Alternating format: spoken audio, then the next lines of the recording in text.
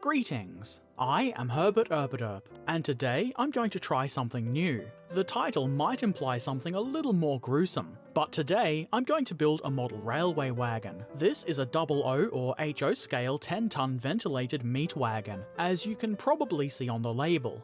This is a pretty cheap kit, and I believe the reason behind this is because these models are made using some very old tooling, over 50 years old in fact. The packaging and instruction sheet are very clear about this, so I am going into this build expecting some warped parts and a lot of flash and mould lines. That's okay, I think I can deal with that. Let's have a look at what's in the bag. First, there's this instruction sheet. This is fairly simple to understand. They do note that due to the age of the tooling used for this kit, the numbers moulded onto the sprue may be different to those indicated on the diagrams. There's nothing on the back.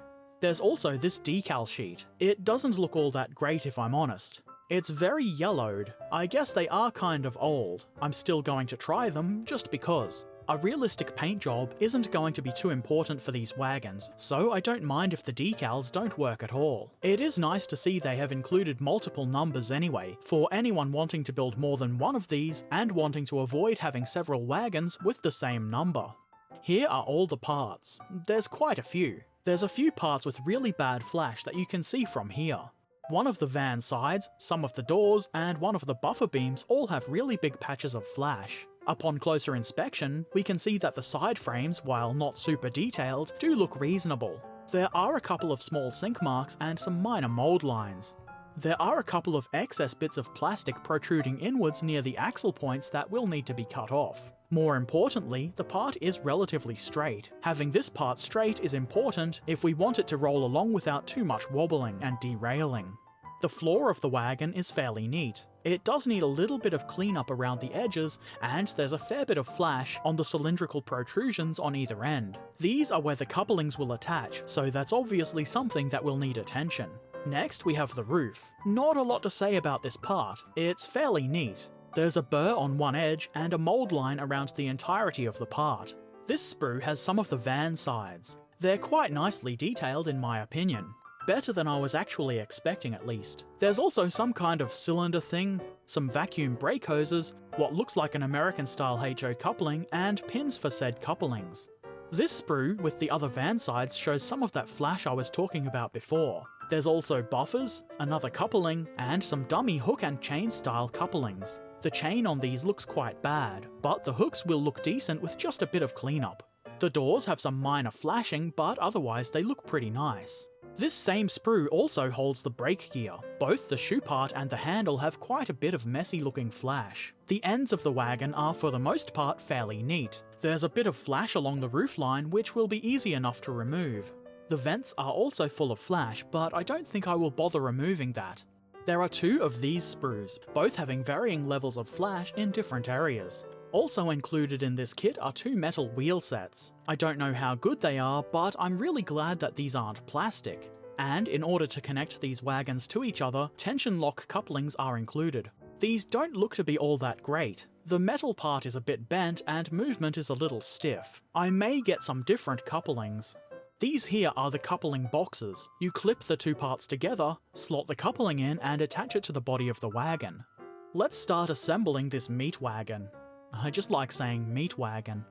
I begin with the floor part by removing the mould lines with my knife.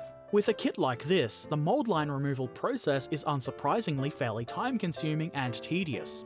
I didn't clean up the braking gear parts here quite perfectly, figuring they would be painted black and be fairly hard to see on the completed model anyway. I then glue them in place on the underside of the floor part. There are slots on either side that guide this into place. They should stand at a 90-degree angle to the floor. Then, because I'm a numpty, I forgot to add this cylinder thing. I assumed this is part of the brake system.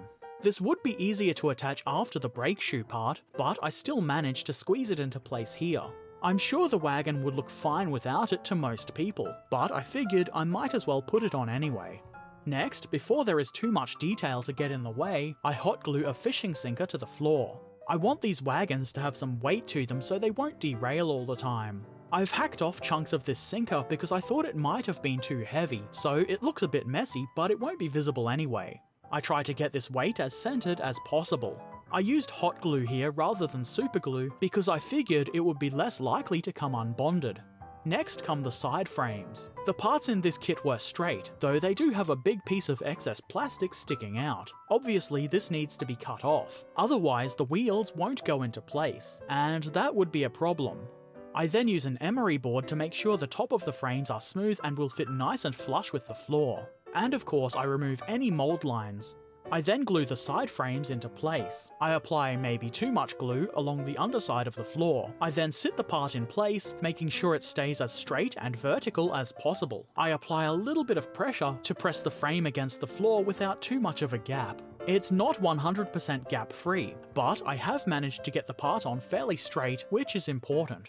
The frame on the underside of the floor works as a keying to ensure the side frames sit exactly where they should.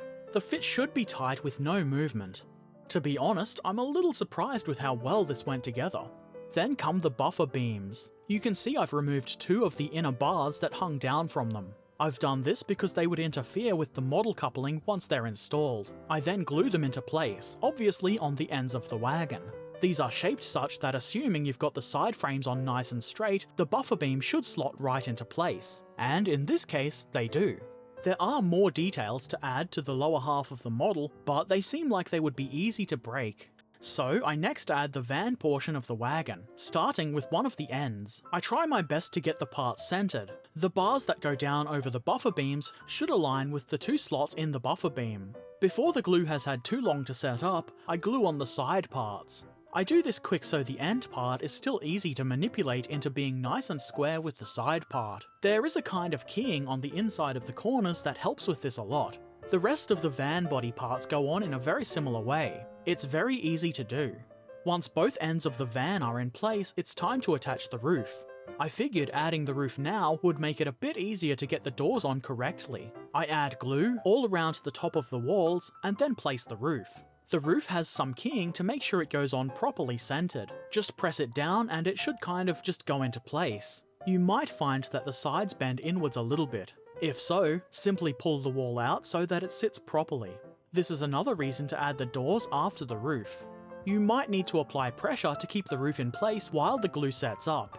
Time to attach the doors. I think the hinges here could probably be broken quite easily, so I try to be gentle with them. It is a little bit fiddly to get the doors onto the hinges, especially when trying to do so without breaking the hinges off.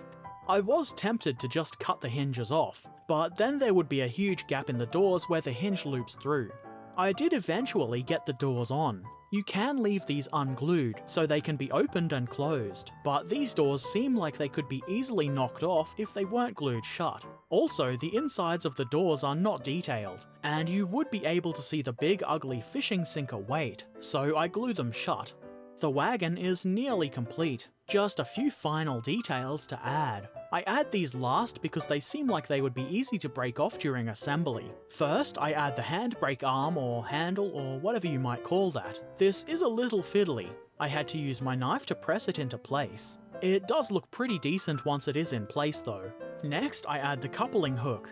This part comes with some chain moulded on, but it looks like garbage and would interfere with the couplings anyway. So I cut it off. The hook does have some bad moulding lines, so I clean those up and then glue it into place in the appropriate slot in the buffer beams. It doesn't quite look perfect, but it looks good enough to me. It would be fun to be able to use these with some little chains to connect the train up. Not really practical though. The final detail I add is the buffers. These go in very easily. I rotate the buffers so the ribs on the support part, whatever it's called, align with the bolts on the buffer beams. I think the result is a little bit messy, but not too bad at all. There is one remaining hole. That is where you are supposed to mount these vacuum brake pipes. I'm leaving these off, though I did build one wagon with them on, but then I realised it would interfere with the coupling, so I'm going to have to cut it off. And so that is 100 or 176 scale meat wagon by Dapol completed. As you can see, I have fitted the wheels, and they do work. I have left the model couplings off for now, because obviously the parts on this model will interfere with them, and they'll need to be left off for painting anyway. The wheels will also be taken off when it's time to paint. I'm pretty happy with how this kit has turned out. The details look pretty good. There's some good bolt details and it should take paint quite nicely. I am surprised it went together so easily, with as good a fit as most of the parts had.